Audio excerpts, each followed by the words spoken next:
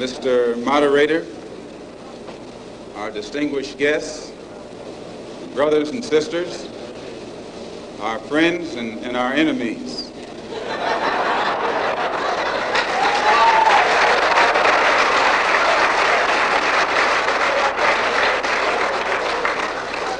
Everybody is here. As many of you know, last March, when it was announced that I was no longer in the Black Muslim movement, it was pointed out that it was my intention to work among the 22 million non-Muslim Afro-Americans and to try and form some type of organization or create a situation where the young people, our young people, the students and others, could study the problems of our people for a period of time and then come up with a new analysis and give us some new ideas and some new suggestions as to how to approach a problem that too many other people had been playing around with for too long. And that we would have some kind of meeting and determine at a later date whether to form a black nationalist party or a black nationalist army.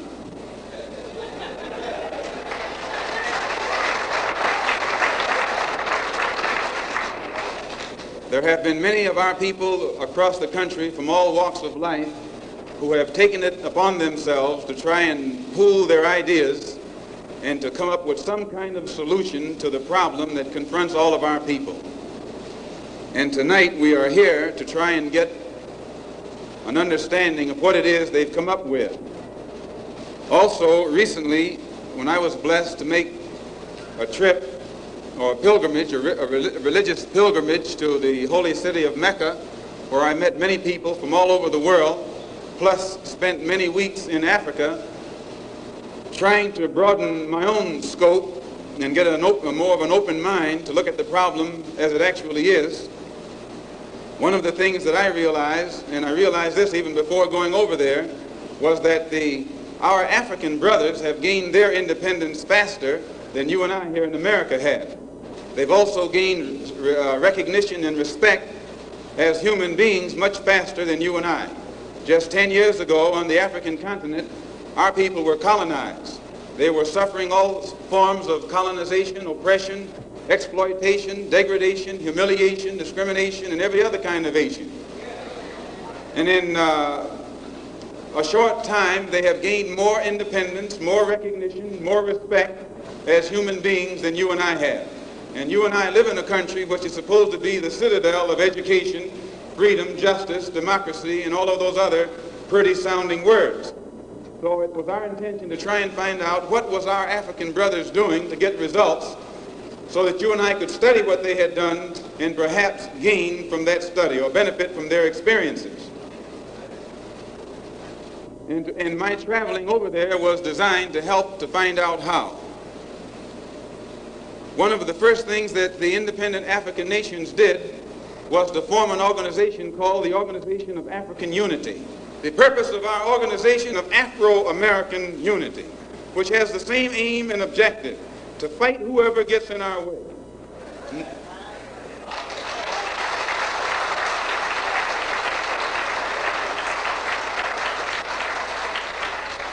To bring about the complete independence of people of African descent here in the Western Hemisphere, and first here in the United States, and bring about the freedom of these people by any means necessary.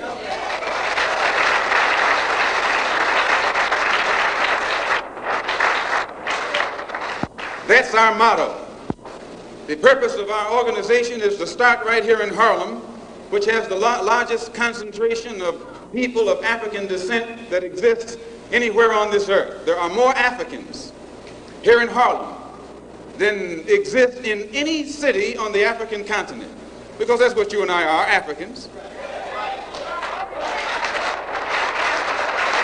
The Charter of the United Nations, the Universal Declaration of Human Rights, the Constitution of the United States, and the Bill of Rights are the principles in which we believe, and that these documents if put into practice, represent the essence of mankind's hopes and good intentions, desirous that all Afro-American people and organizations should henceforth unite so that the welfare and well-being of our people will be assured, we are resolved to reinforce the common bond of purpose between our people by submerging all of our differences and establishing non-sectarian constructive programs for human rights.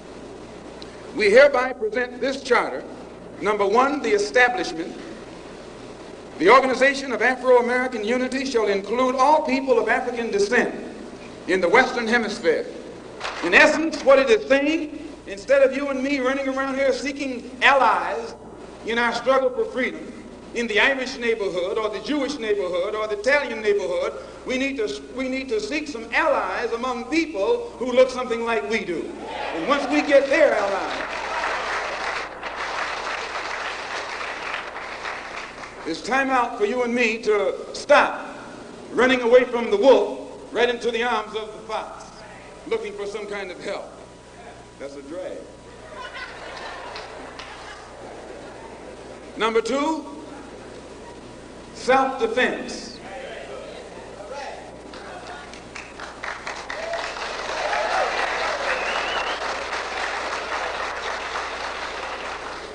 Since self-preservation is the first law of nature, we assert the Afro-American's right to self-defense.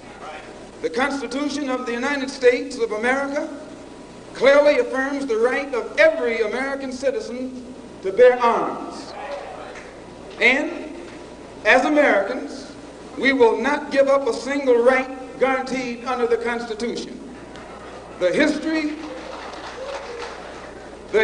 of unpunished violence against our people clearly indicates that we must be prepared to defend ourselves, or we will continue to be a defenseless people at the mercy of a ruthless and violent racist mob.